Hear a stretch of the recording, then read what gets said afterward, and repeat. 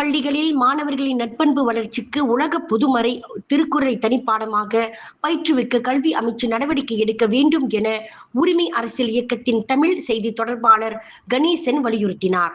சமீப காலமாக பள்ளிகளில் பகடிவதை, பாலியல் வன்கொடுமைகள் மற்றும் கொலைகள் போன்ற வன்முறை செய்திகள் சமூகத்தில் பெரும் அச்சத்தை ஏற்படுத்தி இருக்கிறது என்று சுட்டிக்காட்டினார்.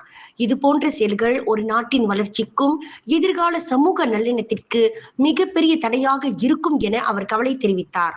கல்வி என்பது வெறும் கற்றல் திறனை மட்டுமே வழங்கும் ஒரு கருவி அல்ல என்றும், அது நட்பண்புகள், ஒழுக்கம் மற்றும் சமூக பொறுப்புணர்வு ஆகியவற்றை மாணவர்களின் மனதில் விதிக்கும் ஒரு சக்தி வாய்ந்த செயல்முறை.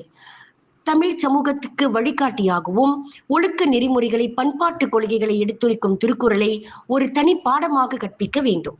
மனிதன் மனிதனாக வாழ நாடு, மொழி, இனம், மதம் கடந்து உயரிய பண்புகளை கற்றுக் கொடுப்பதில் திருக்குறளுக்கு நிகரான படைப்பு உலகில் இல்லை என்றும் கணேசன் குறிப்பிட்டார்.